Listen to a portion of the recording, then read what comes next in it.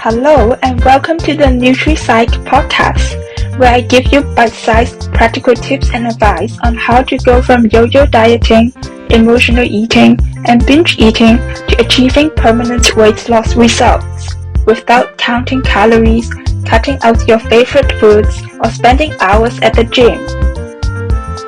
My name is Helen and I'm a qualified nutrition consultant. After spending more than a decade and hundreds of pounds on diets, feeling ashamed and embarrassed about my body, losing and gaining the same weight like it was my job, I finally cracked the code to permanent weight loss results and lost more than 25 kilograms and kept it off. Now, it's become my mission to help you do the same so that you can say goodbye to yo-yo dieting, emotional eating, constant snacking, nighttime eating, and binge eating, all without feeling starved or deprived. If that sounds like something you are interested in, let's dive in. Welcome back. It's Helen, and today I want to share about something very important in reaching your goals. And what I'm about to share doesn't just apply to health or wellness goals. It applies to all goals. So make sure you stay till the end because I've got something very special for you coming up. But first, if you don't already know me, I'm Helen and I'm a nutrition consultant who specializes in helping women lose weight and keep it off for good. I remember before I managed to lose 25 kilograms and keep it off, every year, my New Year's resolutions definitely had something to do with weight loss. But obviously, year after year, nothing changed. So that's why I want to share how to achieve your goals even when your results are not here yet. So that next year you won't be making the same resolutions again. Let's say you're following a diet or program to get the results you want, except you feel like you aren't getting those results, or the results aren't as fast as you'd hoped. Have you had that happen before?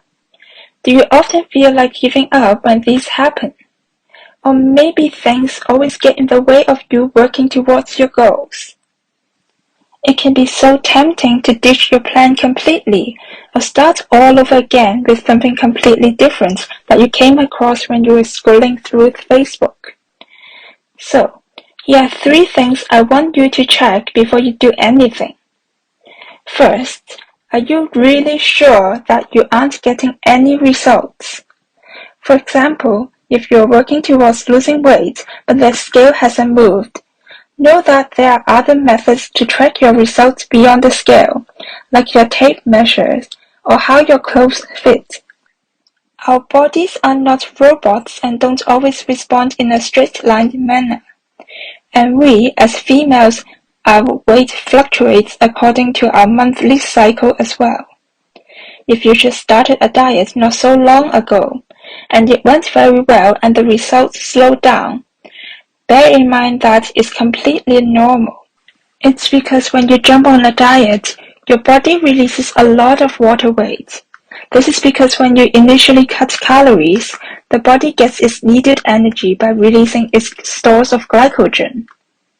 Glycogen is a type of carbohydrate found in the muscles and the liver. Each gram of glycogen stored in the body is bound to 3 to 4 grams of water. So when glycogen is burnt for energy, it releases water, releasing in weight loss that's mostly water. But this effect is temporary. And bear in mind that weight loss plateau happens, and this can happen for up to 8 to 12 weeks. Weight loss plateaus happen when your body adjusts to your new diet and is retaining more water. This doesn't mean that you aren't losing any weight or fat. It just means that your body is holding on to more and more water to fill in those fat gaps, because your body doesn't like changes. Stick to your plan. Don't be tempted to cut your calories or jump on a new diet. Consistency is key. Over the last few years of working with clients, I've noticed that jumping on a new diet just makes matters worse. The second thing I want you to do is to check your expectations. Are they realistic? Have you given your plan enough time to work?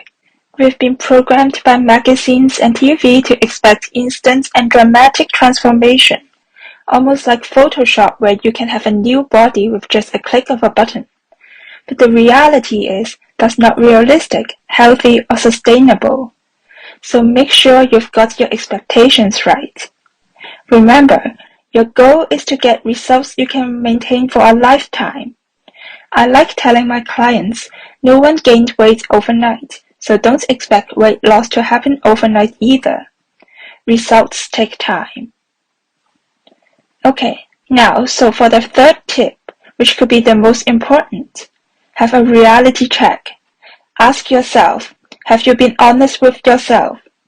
By that I mean, are you switching things up or making adjustments here and there?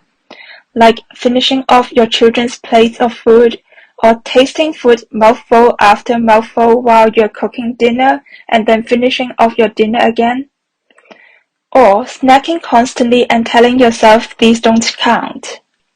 These behaviors are actually a lot more common than you think, and they can quickly stall your progress. Do a review and make sure your actions align with your plan, and then, if you need to, readjust. If you aren't honest with yourself, nothing will change. When I work with my clients, sometimes they notice that they've been mindlessly snacking and not realize at all, like finishing a plate of chocolate at the office whilst working at the computer. That's why when I work with my clients in the initial phases, I usually ask them to keep a detailed food diary so that they can notice trends, patterns, and habits, and so that they are a lot more mindful of their habits. These diaries usually reveal a lot of details that people may otherwise overlook. One last thing before we wrap up today. When you're working on a long-term goal, each time think about changing one thing in your plan to get you closer to your desired results.